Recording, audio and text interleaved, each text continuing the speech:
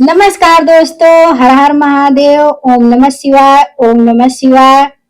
तो आज गौरा मैया का शादी है, तो आप लोग जरूर उनके शादी में शामिल होइए और खूब गाइए, खूब सुनिए, खूब आनंद लीजिए।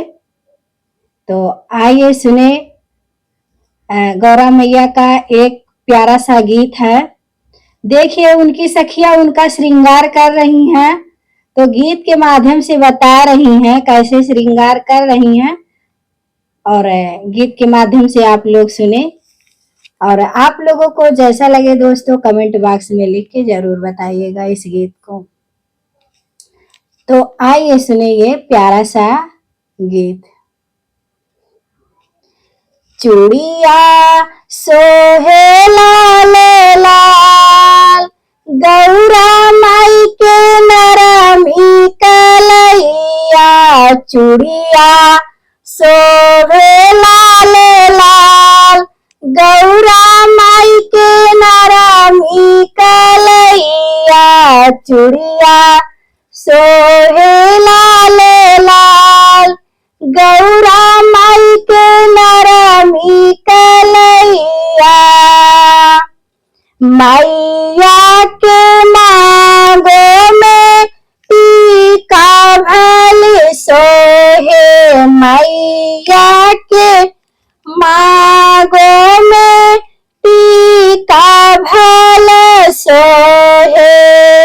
झुमका उड़ेला गुलाल, गौरा माई के नरमी कलैया। झुमका उड़े गुलाल, गौरा माई के नरमी कलैया।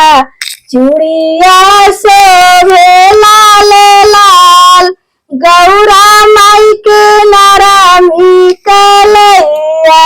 चूड़िया सोहे लाल लाल, गौरा माई के नरमी कलैया।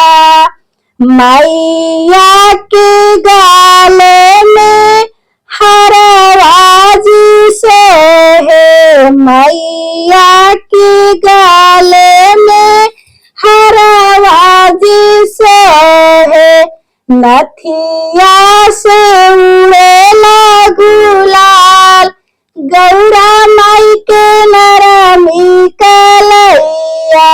नथिया उड़ेला गुलाल, गौरा माई के नरमी कलैया।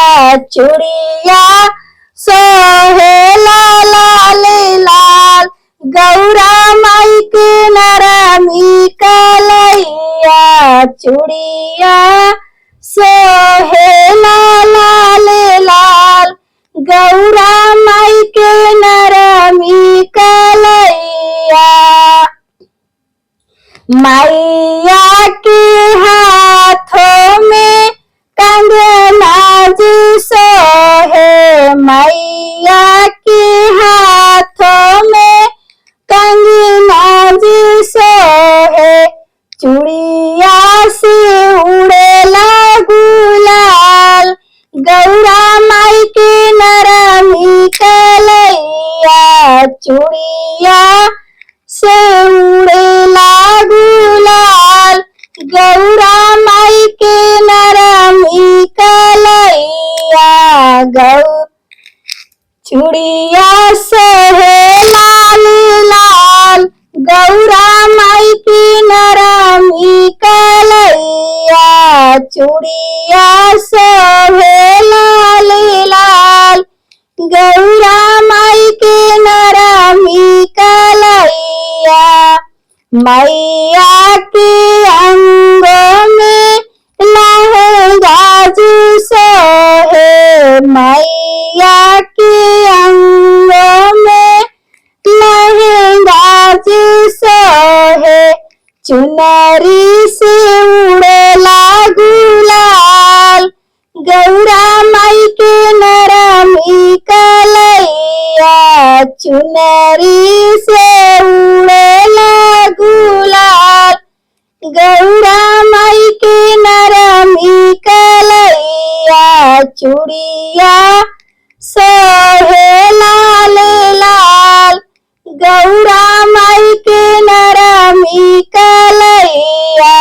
चूड़िया सोहे लाल लाल गौरा माई की नरमी कलैया मैया के पाँवों में पायल जी सोहे मैया के पाँवों में पायल जी सोहे बिछुआ से उड़ेला गुलाल गौरा माई के नरमी कलैया बिछुआ से उड़ेला गुलाल गौरा माई के नरमी कलैया चूड़िया शोभे लाल लाल गौरा माई के नरमी कलैया चूड़िया